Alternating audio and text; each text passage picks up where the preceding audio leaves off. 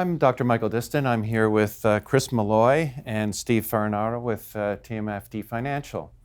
Today we'd like to talk about preparing a dental practice for sale. I understand, gentlemen, that you should really start thinking about this 3 to 5 years in advance. Why do we want to plan so early? Yeah, well, there's really two main benefits for planning so far in advance. And the first, and perhaps the most important, is to be able to secure the highest price possible for the practice. But the other one is to ensure a smooth transition so that at the end of the day, both of these things can result in a successful transition. You know, I would also say that preparing a practice for sale is like getting a house ready for sale, right? There's a lot of elements to take care of. You want it to be able to present itself in the best manner possible.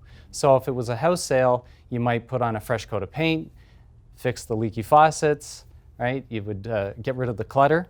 And it's the same kind of thing with a business. You want to be able to let it present in the best way possible. So one of the key things that any buyer is looking at is the financial statements.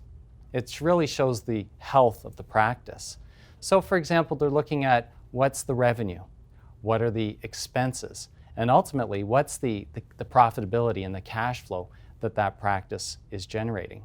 Ultimately, it's about improving the cash flow, which will result in a better practice value.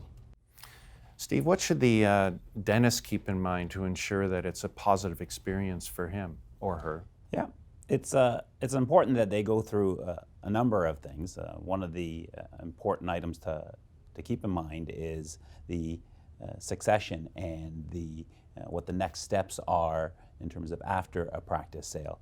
Does the dentist want to stay on longer? Do they want to leave quickly? Transitioning, looking at the future and retirement. Will they have enough to maintain a lifestyle that they'll be comfortable with? So in terms of the average dentist, Chris, what do you feel their preparedness is for this adventure? Well, there is financial readiness as the main one.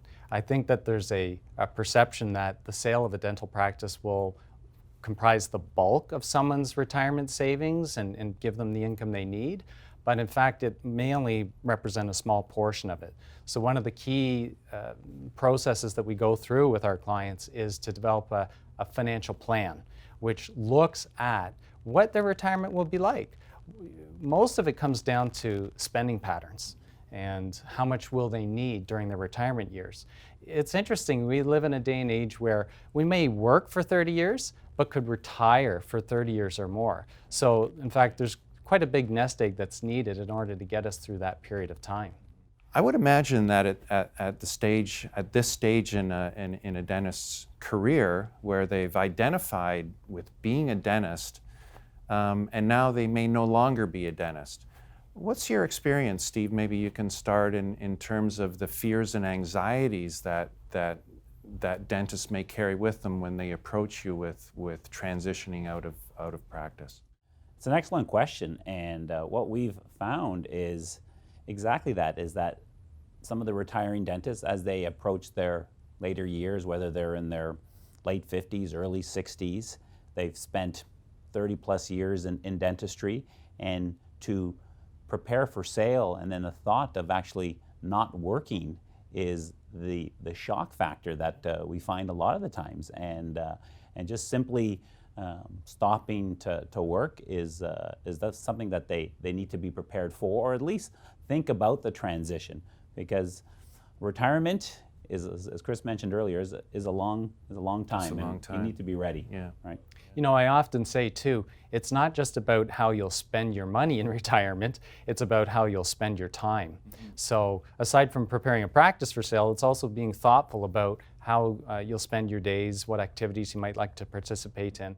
So there's really, you need to consider both sides of the equation, and should start 3 to 5 years early in that consideration, both from the financial aspects, but also the personal aspects are very important as well. Thank you.